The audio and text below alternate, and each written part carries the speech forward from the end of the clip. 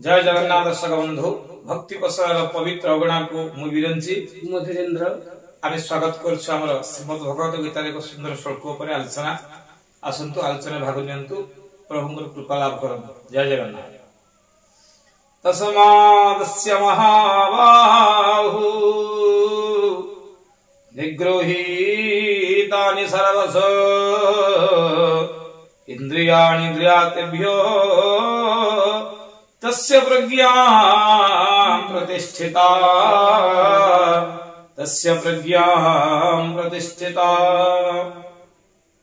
सेही पूर्वोक्त कारण हे महाबाहु जहांकर समस्त इंद्रिय माने अपना अपना विषय मानकर निवृत्त होई अछंती ताहांकर बुद्धि प्रतिष्ठित अर्थात से स्थिर बुद्धि अटंती। ओम श्री परमात्मने नमः। जय श्री कृष्ण। जय श्री कृष्ण। भगवान परमात्मा श्री कृष्ण कहउचंती अर्जुन कहउचंती पूर्वोक्त माने पूर्व जो श्लोक गुडी का आलोचना करा जायछि जे स्थिर बुद्धि लोक माने केमिति रुहंती जेमति कच्छप बळी रुहंती स्थिर बुद्धि मानकर मानसिकता केमिति होबा दरकार पूर्वरु बुझाइ जोडी कहउचंती एई मानकर एई जो तम स्थिर बुद्धि लोक कोना तांकर चाली चलन व्यवहार द्वारा तांकर मानसिकता एमिति सृष्टि हे जाय थाए जे तांकर बुद्धिटा स्थिर हे जाय। अच्छा हम जो बुद्धि कहछि बुद्धिटा कोन आन बुद्धि स्थिर हो मन स्थिर हो मन अलगा बुद्धि अलगा बुद्धि होची कोन ना गुडाए वस्तु को गुडाए माने गोटे विषय रे हम गोटे किछि जानिबो चाहू गोटे विषय बहुत काम करला परे गोटे को चाष कामटे प्रथम चाष कला ताते किछि भूल किछि ठीक एटा औषध पकैले धान भल होची से पीड़ियाटा पकैले धान भल गछ भल होची ए पीड़ियाटा पकैले रोग पोक लागु नाथि गोटे समस्त कार्य करिसला परे तार गोटे बुद्धि सृष्टि होई सेटा को बुद्धि कहନ୍ତି। समस्त कर्म अनुसंधान करिसला परे ता भीतर गोटे से तार गोटे निर्दिष्ट प्रकार बुद्धि ता भीतर सृष्टि होई सेटा को बुद्धि कहै जाय।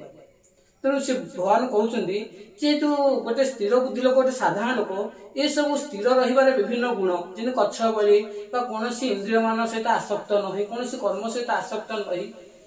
भगवान को शरणपन्न होई तापरे कोनोसी वस्तु सहित जड़ित न होई जो लोक स्थिर भाबरे हुए सुख दुख रे व्यस्त न हुए अस्थिर हुएनी कि व्यस्त होई पड़ेनी से लोक मन करे ना आस्ते आस्ते मनटा स्थिर होई गोटे ता भीतर बुद्धि सृष्टि हुए से बुद्धिटा कौन ए समस्त विषय से ज्ञान ग्रहण करी गोटे स्थिर मन हो जाए जे प्रकृत में कौन करवा उचित कौन न करवा उचित तेणु से व्यस्त हुए नहीं से जानी एमती घटना घटे तेणु एमती स्वाभाविक घटना घटो लोक जन्म हे लोक मृत्यु हम लोक दुख आसो सुख आसो सब जिन आसो यहाँ हूँ स्वाभाविक नियम कि साधारण व्यक्ति व्यस्त हो पड़े ये कौन हम बात्या आसगला कौन करूँ कि स्थिर बुद्धि लोक व्यस्त होनी एमती आसूची बहुत थर आसी बहुत थर जाइए तो मानसिकता बहुत विस्तीर्ण हो जाए जेहेतु मानसिकता विस्तीर्ण हो जाए सांसारिक ज्ञान उपरे गोटे निर्दिष्ट तथ्य पाई जाए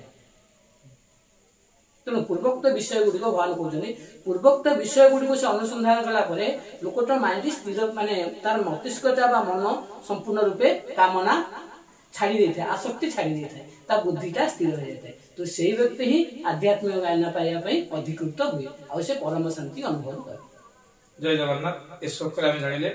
स्थिर बुद्धि व्यक्तिଙ୍କର लक्षणटा कोन होवा दरकार एवं से कोने भलो एवं मंद ता भितरु बाछि पारे। जय जगन्नाथ।